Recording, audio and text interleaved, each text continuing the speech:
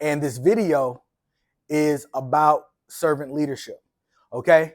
However, it's done a little differently than what you might think. The video is based upon a former president of Bethune-Cookman University, the fourth president, actually, of Bethune-Cookman University, Dr. Oswald P. Bronson Sr. He was president for 29 years, from 1975 to 2004. And so what we're going to be watching is a video of people talking about his servant leadership style.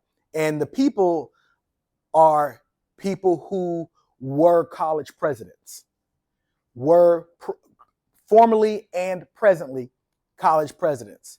There'll be some videos of people who still work here at Bethune-Cookman, and a lot of people you'll see were former employees here at the university. And you're going to learn, of course, like I said, you're going to learn a little bit more about me today through this video. So this video has a lot of good information. So it's not just me talking. You'll actually hear people speaking about somebody's leadership style. So it's not just going to be, yeah, this is what it is. This is what it is. You get to see the stuff in real time. Some of the video was shot prior to Dr. Bronson passing away, and the other part of the video was shot of a few days, like a few days, no more than a week after he had passed away back in 2019.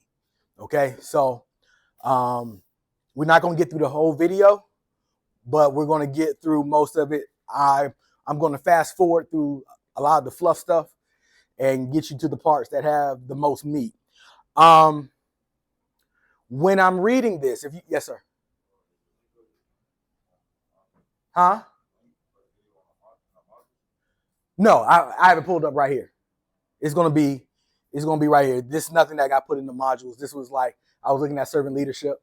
I knew there was a video out there, and I was just like, I'm gonna use this video.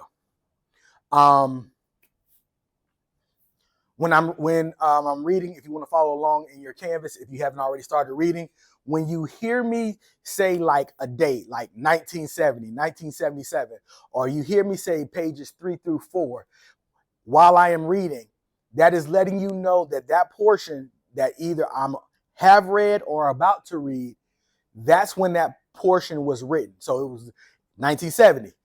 That was written in 1970. 1977, it was written in 1977 on page 3 and 4 of that particular book. It's called a citation.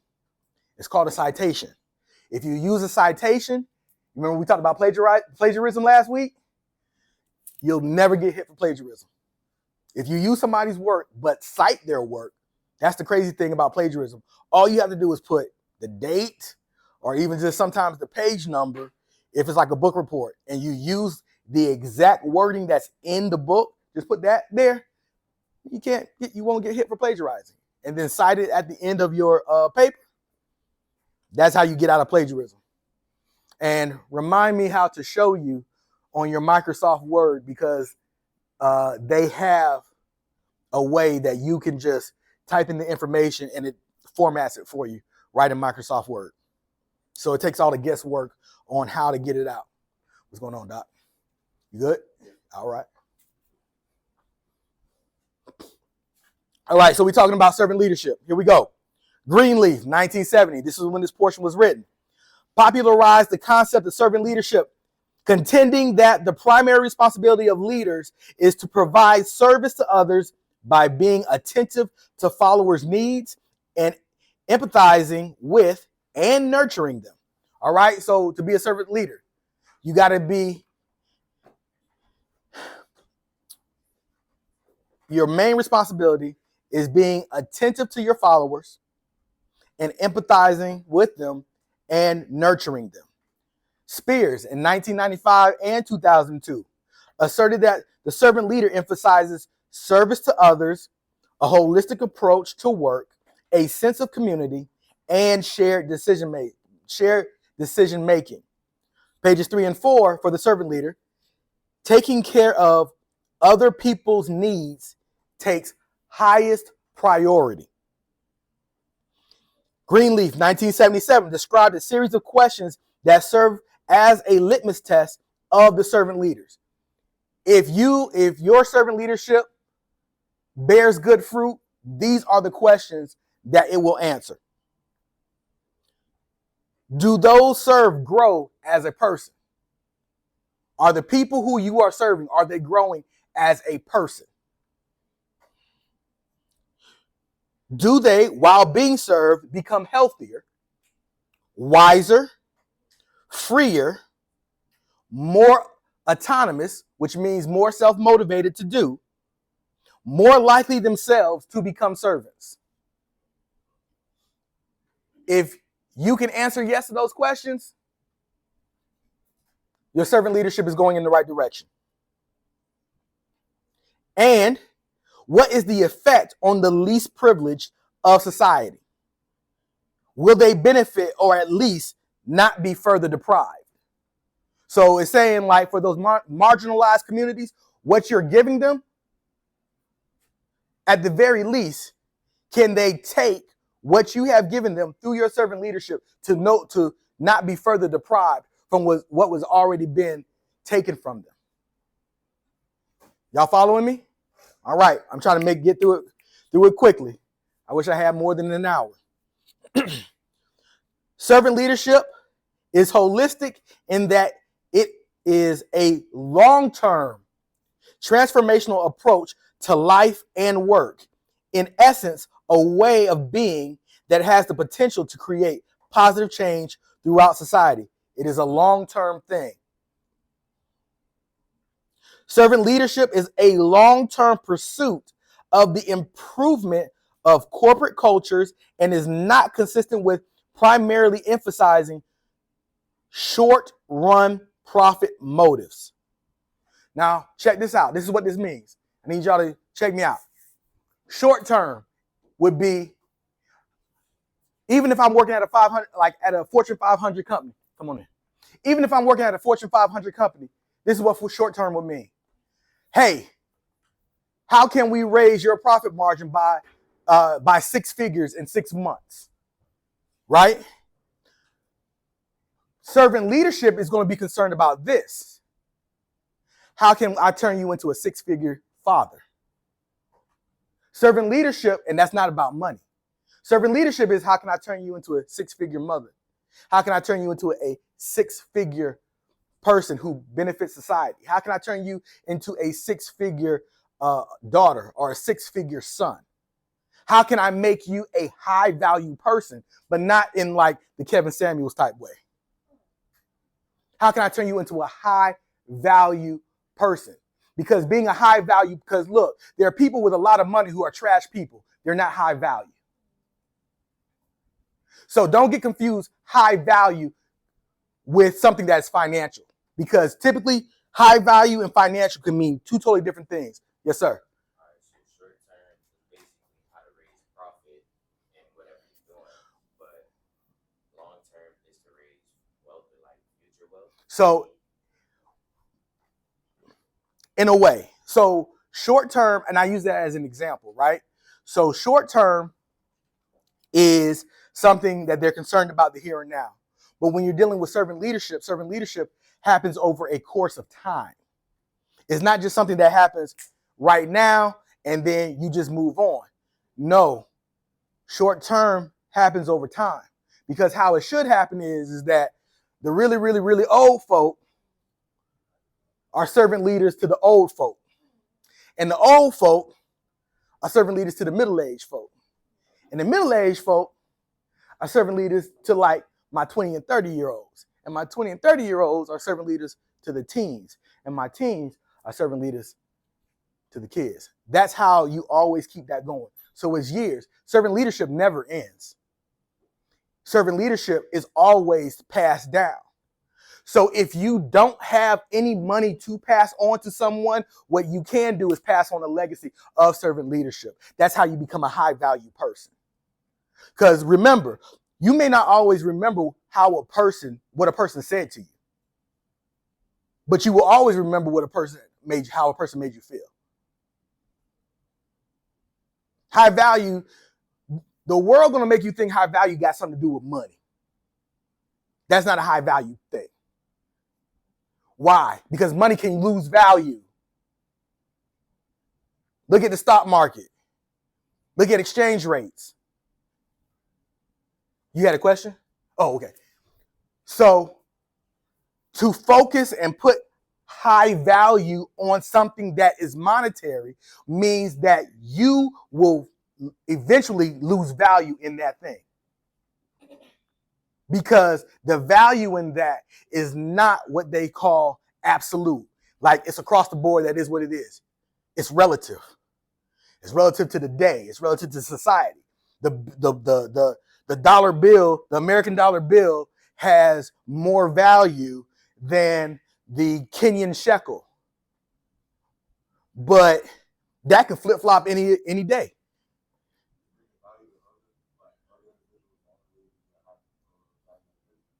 It is not the only way, but it is the main way. Now, some people can use finances to help bring value that is not necessarily monetary to people, right? So, like scholarships. You get a scholarship, you get awarded a scholarship. Somebody has used money to help put onto your account so you don't have to come out of pocket, so you can get your education to what? To add more value. You see what I'm saying? Never equate value with something that's monetary. It's going to fail you every time. It will. Even I have to remind myself that. How can I be a six-figure father? How can I be a six-figure husband? Those are the things I have to think about.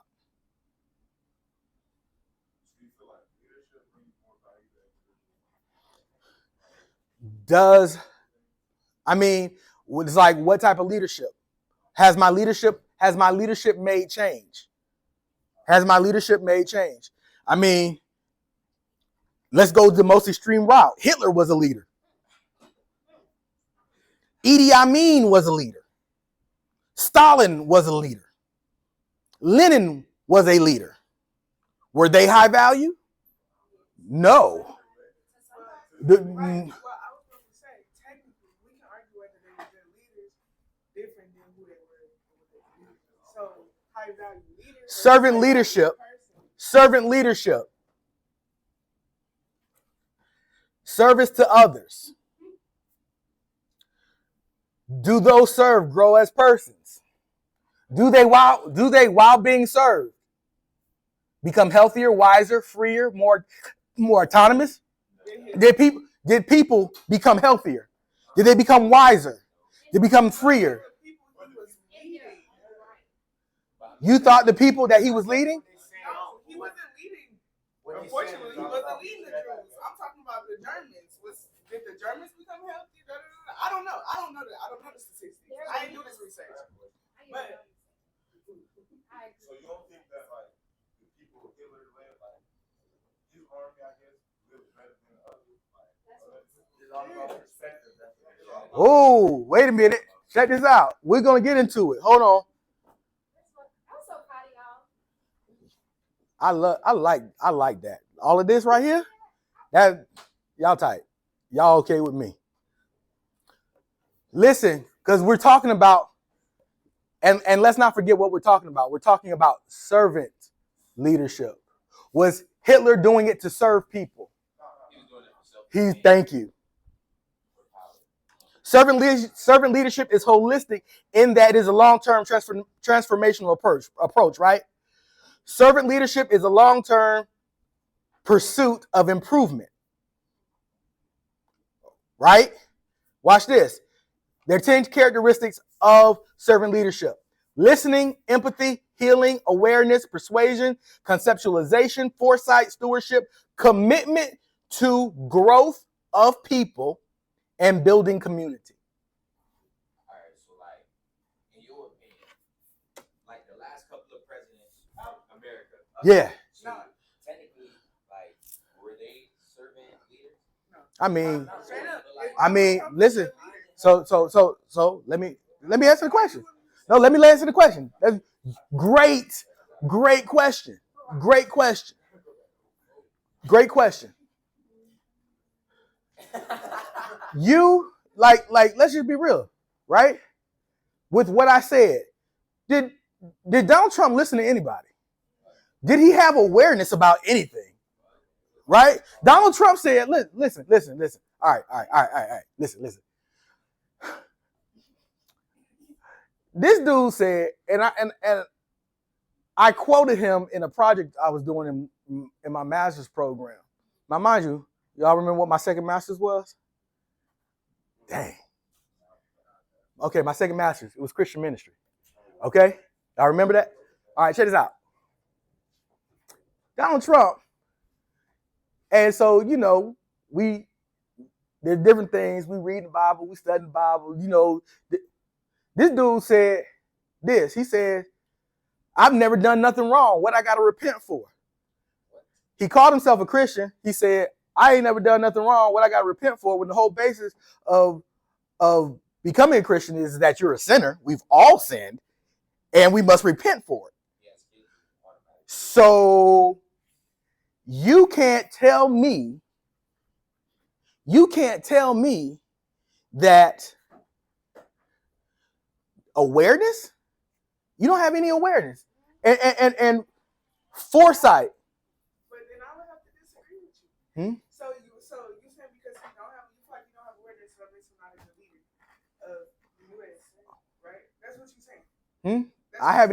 I haven't even said my statement. Oh, I thought that was. No. So because look, we are compiling. Yeah, I want to get to this video because we are compiling. But y'all are asking some good stuff. You are compiling the whole of what servant leadership is, right? Listen to this one part of this is why y'all gotta hear this one part of servant leadership.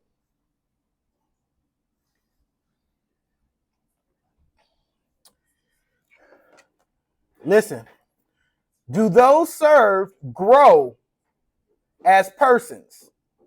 Do they, while being served, become healthier, wiser, freer, more autonomous, more likely themselves to become servants? Check this out. And what is the effect on the least privileged of society? Will they benefit or at least not be further deprived? You tell me. Was Donald Trump a good leader? I'm taking the information off of what they're saying a servant leader is and what they do. All right, so I think we all.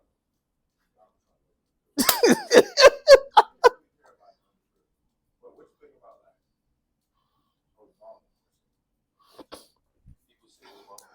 I'm gonna say it like this, bro.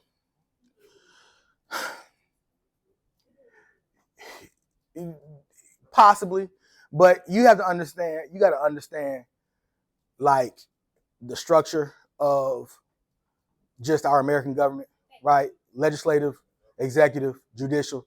You got to understand that a president a president, if the House and the Senate vote for a bill to pass and the president can one or two things, can say, okay, great, sign off on it and it go. Sometimes the president might want to say something and say he has the Senate, right? So he has the Senate and the Senate's down for the bill, but the House is on the other side. They say we don't want that. So then what happens? The bill is not. So there's a lot of just different stuff that we can't fully always jump to a conclusion on because of that particular type of situation, because there's so many different things that happen. It's a big game. When you start understanding this, and here we go, this is not me getting into conspiracy theories, but when you start understanding that the government is two sides of the same coin, it'll help you understand okay, a lot of this junk is just games. A lot of it is just semantics. A lot of it is just, right? How?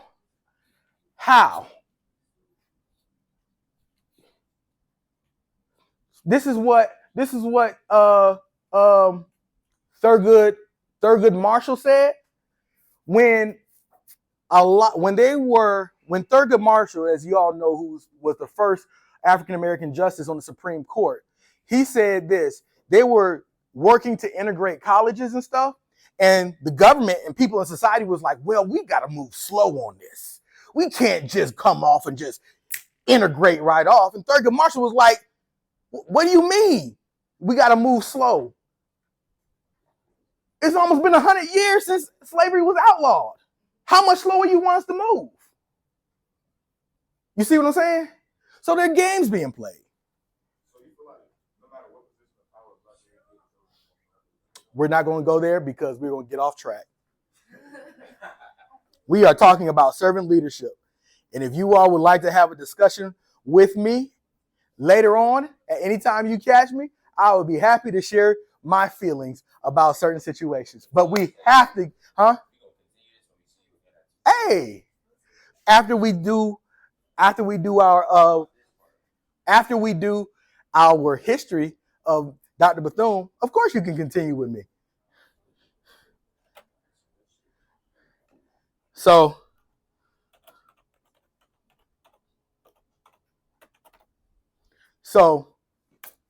all right.